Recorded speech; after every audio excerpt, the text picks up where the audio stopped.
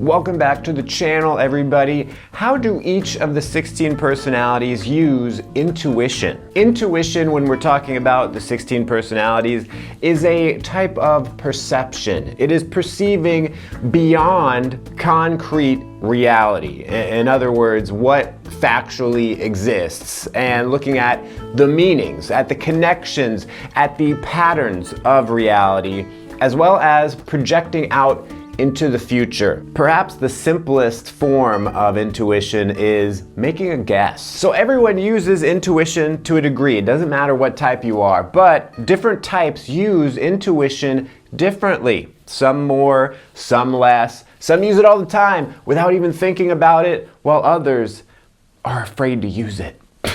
It all depends on where intuition is in their function stack. Now, if the term function stack sounds complicated to you and you're freaking out and you're like, Frank, I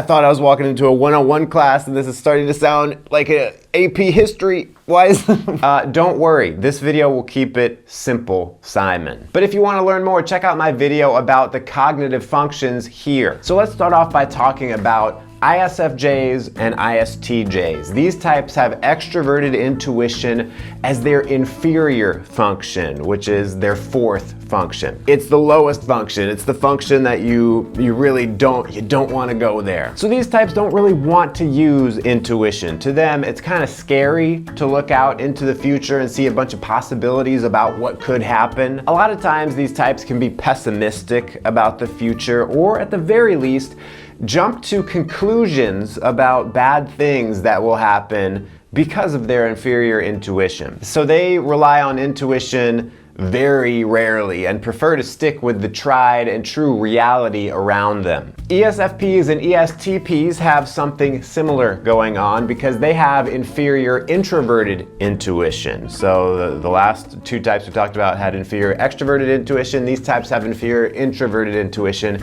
They don't want to use intuition either. For them, it is anxiety provoking to stop what they're doing and really reflect on what it all means and where it might be headed. Though it is interesting, this is one of my observations, athletes are oftentimes ESFPs or ESTPs. I mean, that's a generalization, but if you went to a football team, you'd find a lot of ESFPs and ESTPs. Extroverted sensing, their dominant function, can lend a person to being good at just like physical stuff. And you'll often hear successful athletes talk about how they envision accomplishing things, like they imagine themselves throwing a touchdown or kicking a goal. And that is like a form of intuition. So ESTPs and ESFPs who have become successful athletes have learned to rely on at least a little bit of their intuition. I guess that goes to show you that tapping into your inferior function can really help you out. All right, so next we have the ISFPs and ISTPs. They have introverted intuition as their third function. So it's not their biggest problem like the first four types we talked about. They still don't love to rely on their intuition, but they are much more able to use it when needed. Both of these types usually prefer to rely on extroverted sensing, which is kind of just like gathering in new experiences or learning new facts. What's cool about these types is that they are then pretty good at occasionally using that intuition to figure out the patterns of reality and to guess where it might be going. Ultimately, they still prefer to go with the facts, but they can handle the intuition all right. It's kind of the same situation with ESTJs and ESFJs. They have extroverted intuition as their third function.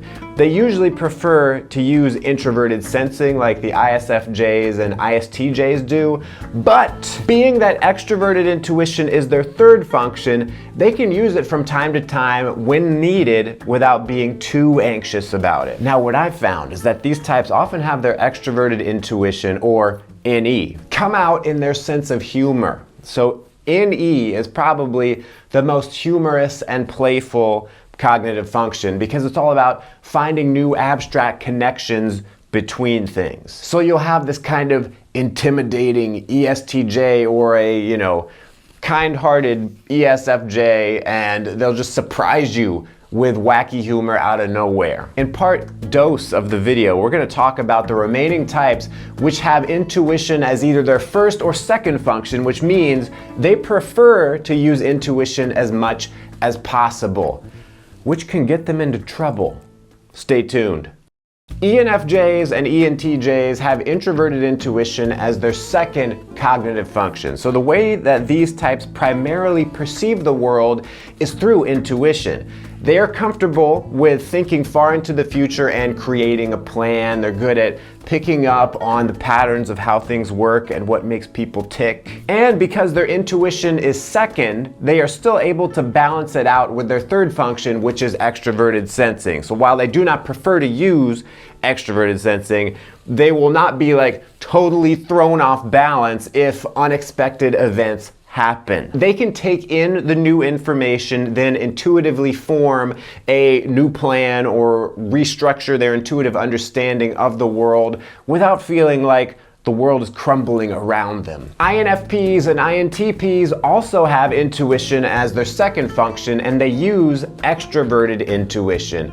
So it is their normal mode of being to constantly be making abstract connections between things and guessing at all the possibilities. They really rely on their intuition to guide them. But much like ENFJs and ENTJs, the INFPs and INTPs are not totally useless when it comes to sensing, and they can use their introverted sensing when needed. This is extremely useful for them because they can be going along all day doing a bunch of crazy NE, but if they need to focus on reality a bit and maybe, bring a bit of structure and organization to all their abstract explorations, they can do that. So not only are they imaginative and creative, but they can more easily than the types we're about to talk about turn that creativity into something real. The last four types all have intuition as their dominant function. As such, I'm going to spend a little bit more time on them to show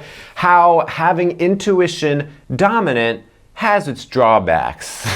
ENFPs and ENTPs, not so lucky with the whole reality thing. These types have extroverted intuition as their dominant function, so that means they're in autopilot with intuition all the time. All day long, they just want to stay in that intuitive world of not sure what it is, but it's not the real world. So as such, these types can be a little difficult to understand if you're not used to intuition all day long. So when ENFPs and ENTPs are talking to you, they're going to keep the conversation extremely abstract. So if you stop and say, could you provide me with examples or prove to me what you're saying?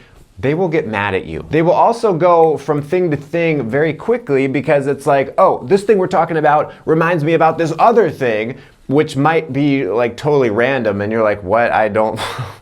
What are you talking about? So these types struggle a lot with the real world, specifically with the introverted sensing, which is getting concrete reality and the facts organized. This is tough for these types because they just want to stay in the playground of their intuitive minds all the time, and they get freaked out when it's time to do the laundry. It's very similar with INFJs and INTJs. These types have introverted intuition as their dominant function. So like the ENFPs and the ENTPs, they're just doing intuition all the dang time without even realizing it. But because it's introverted, it's much more focused. So these types, when you talk to them, it's gonna be all abstract, disconnected from anything concrete. But while extroverted intuition is just hopping from thought to thought, introverted intuition, NI, likes to stay on one